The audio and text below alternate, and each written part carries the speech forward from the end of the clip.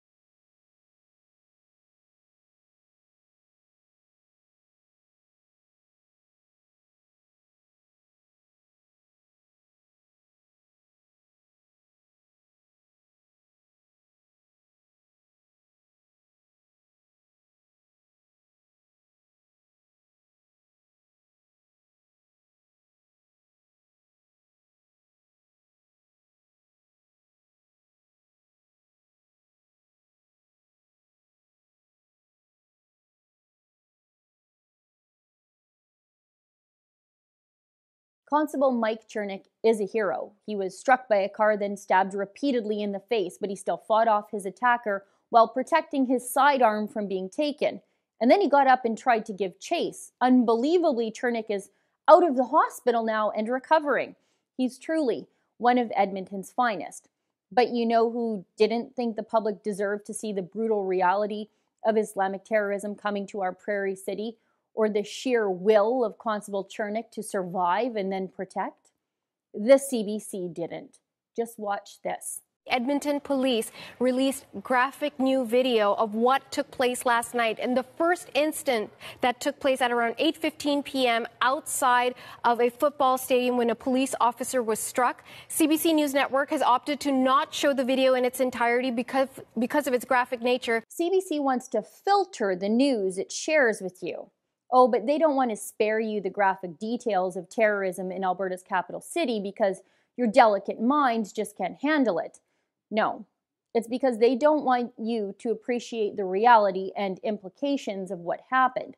The CBC doesn't want you to realize that the same terrorist knifings and truck rammings that are becoming commonplace in Europe are here right now. CBC eventually capitulated and had to show the full video after public outcry. But it should never have come to that. The CBC's mandate is to report the news, not filter it for you. CBC takes $1.5 billion in taxpayer subsidy from the government, and that's a quid pro quo. CBC has to protect the liberal narrative that every single refugee and migrant to Canada poses no threat to the Canadian people and are grateful to their new country and ready to adopt Canadian values.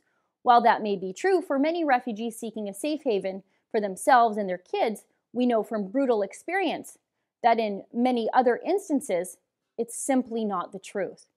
The CBC couldn't show you that video of the attack on Constable Mike Chernick and his heroism and bravery in the face of Islamic evil, even though everyone needs to see it, because then the CBC would be admitting that the liberal immigration agenda is a failure and a lie. For the Rebel.media, I'm Sheila Gunreid. The CBC gets $1.5 billion in government subsidy to bring you the news, and then they admit to filtering it for you. We don't do that. If you believe in our journalistic mission, go to theycan'tstopus.com.